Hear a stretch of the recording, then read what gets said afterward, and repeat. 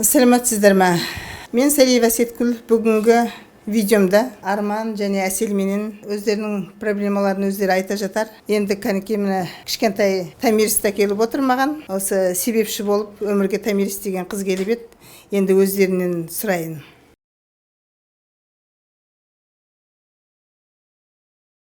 Енді Әсел өзіңнің қандай проблемамен келдің, соныңды айта қойшы кәнекей. Не ем алдың, қалай болды? Мен көтере алмай жүрген себептері врачтарға бардым ғой бірінші. Врачтарда барлығы жақсы, анализдар бәрі жақсы, бірақ көтере алмаймын. Неге екенін білмеймін. Сосын сізге келген кезде сіз бір-екі ем шара бердіңіз, анализдарды тапсырып оны қадағаладыңыз. Содан кейін көтердім бір 2-3 айдан кейін. Сразу көтердім. Ал енді бұл Әсел менен Арман маған келген кезде, әрине кішкене бала көтеріңкіремей, өте ұзақ уақыт емес, дегенменен уақыт бала көтеретін уақыттан өтіп бара жатқаннан кейін келген. Әселде менің көргенім бойынша мына анализге жіберді деп айтып отыр ғой. Жылай беретін Әсел. Жылай беретін, кішкене гормондары дұрыс болмады. Гормондары дұрыс болмады. Одан кейін жаңағы воспалительный процесстері болды. Кішкене аздап сенде загиб болды дедім я мен. Кішкене ұмытып қалмасам, сенде загиб болды. Сол загибті түзеттік. Содан кейін барып бала көтерді. Ал Арман өзінше ойлап жүрді. Бұл меннен ба бала көтермей жүрген деп жаңағы урологқа барып, енді оны өзі айтып берер. Арман өзінше қаралып жүрді, Әсел өзінше қаралып жүрді. Бірақ шын мәнінде артынан Тамирис шыға келді, мінекей бала көтеріп. Бір 10 күнде ем алдың ғой дейм, 10 күн ем алды. Расында да үйленгеннен кейін әйелім біраз жүріп қалды, көтере алмай. 1 жылдай ма.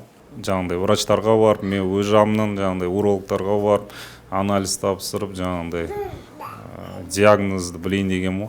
Бірақ негізінде бізге нақты бір диагноз қойған жоқ. Бәрі урологтар, бәрі в принципе бәрі жақсы, нормально деді.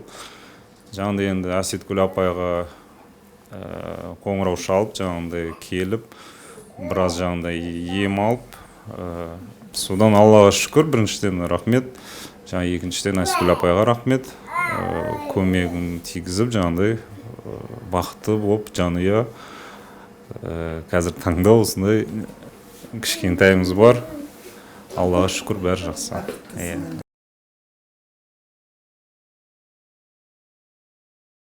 Береміз, бәрі жақсы өтті. Соңына қарай мен сроктан өтіп кеттім. 41 апта 5 күндей жүріп қалдым. Сол кезде соңына қарай сізге келіп кеттім ғой мен. Не үшін келдің? Туа алмай. Қызым шықпайды, мен әлі жүрмін. Врачтар айтқан маған, либо кесарево болады, либо вызывать етеміз деп, мен содан қорқып, сізден совет сұрауға келген кезде сіз айттыңыз, қызың жүгініп қалған деп. Оны енді Әселде бала жүгініп қалғаны көбінесе әйел адамдардың қасақана сүйектері дейді ғой. Мына бала жатқанда айнала сүйек болады, адамдардың организмдегі сүйектері. Сол қасақана сүйекке көбінесе мына балалардың шынтақтары, аяқтары тіреліп қалады да, сол жерге кіріп кетеді. Сол жерге кіріп кетіп, бала ыңғайсыз жатып алады да, өзіне ыңғайлы, анасына ыңғайсыз жатып қалады. Соны жаңағы орнынан жылжытатын болса, орнынан жылжытып көтеретін болса, онда жаңағы бала өз орнына барғаннан кейін кәдімгі әйелдің толғағы келіп, бала жарыққа шығады, былайша айтқанда. Ал жүгінген баланы көтергенде, мен қанша жүгінген баланы көтеріп жүрмін, 3 күннен аспайды. Сол жаңа Әселдің айтқаны сол, 2 күннен кейін босанасын деген, шында да 2 күннен кейін босанып енді. Өткені баланың жаңағы көтергендегі жатқан жағдайына қарта 2 күннен кейін босанатын болып көрінді. Сөйтіп Әсел босанды. Содан кейін жаңа өзі де айтып отыр, жаңағы Әсел жүктілік кезінде өте жеңіл жүрдім деп отыр. Ал жаңағы жүгінгенді көтерген кезде мен Әселге 2003 жылы Меккеге барған кезде мынандай шөп алып келіп едім. Бұны көп қылып алып келгем. Менің Меккеден әкелген дүнием осы шөппенен зәмзем ғана болған еді 2003 жылы. Сонда мына шөп Айша анамыздың жаңағы Айша анама әлде Мәрия анамыздың ба екі қабат болған кезінде жаңағы босанатын кезде қолды битіп жерге жаңағы жан ауырғанда жерге ұстаған жерінен шыққан деп айтады. Міне көрдіңіздер ме? Өзі 5 саусақтай, 5-ке бөлінеді. Міне 5 саусақтай ғана. Осыны екі қабат адам ішетін болса, толғағы жеңіл болады екен. Толғағы жеңіл болады екен. Оны қазір Әселдің өзі айтып берер. Ал енді мынаны ішкенде сен қалай іштің кәнеки? Әсел соны айта ғой, қанша күн іштің? Сіз маған бұл шөптің екеуін бердіңіз. Біреуін толғақ басталғанға дейін ішсін дедіңіз, біреуін толғақ басталғанда ішсін дедіңіз. Енді өзі 2-ақ күн болды ғой өзі. Өзі 2-ақ күн болды. Мен келе салысымен, сол сізден шыққанда келе салысымен ыстық сумен құйып, заварить етіп ішіп жүрдім кәдімгі судың орнына. Сол жүрдім, толғақ басталған күні түнде сағат 2:30-да менде басталды. Мен есіме түсіп, сразу осыны ішіп алдым.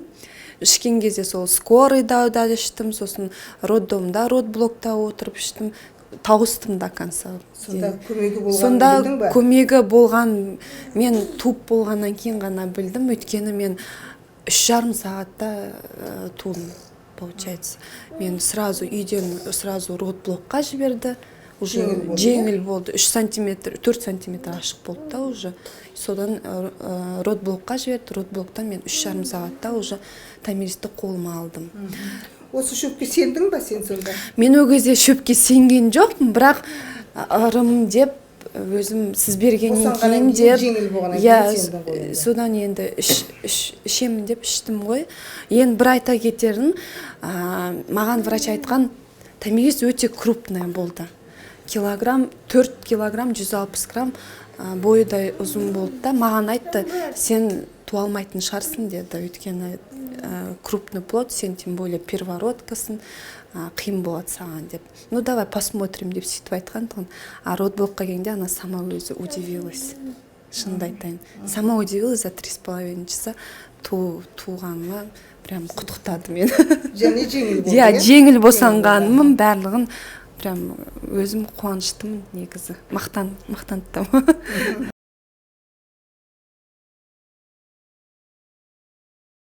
Мен үшін әрине ең бақытты шақ менің алдыма келген кісілердің балалы болуы. Мұны томиристі көргенде кәдімгі керемет бақытқа кенеліп отырам мен қазір. Сонда 6 айдан кейін әкеп, рахмет бұл екеуіне де. 6 айдан кейін әкеліп, жаңағы томиристі көрсетіп, мені бір бақытты етіп кетті. Көп жағдайларда көтерген әйелдер, көтерген семья, балалы болған семьялар ұмытып кететін жағдайлар болады. Оған да ризамын. Әйтеуір босанғанын естимін. Енді менің мына видеом сіздерге ұнап жатқан болса, мына бақытқа кенелген жастарды көріп отырып, мен де бақытты болып отырмын. Өзім туғандай болып отырмын кәдімгі. Әрқайсыларыңыздың отбасыларыңызға осындай бала тілеп, перзент тілеп жүрген отбасыларға перзент тілеймін. Ал енді менің Арман менен Әселдің балалы болғандары сіздерге бақытты етіп, сіздерге де осындай бала керек болып жатса, енді менің құдіретім деп айтпайым, бір Алланың құдіреті. Мен тек қана себепші болатын адаммын. Келіңіздер, менің видеомның астында сілтемеде телефон нөмірлерім бар, WhatsApp нөмірлерім бар. Хабарласыңыздар, жазыңыздар. Әр уақытта сіздерге осындай бала бақытын тілеймін.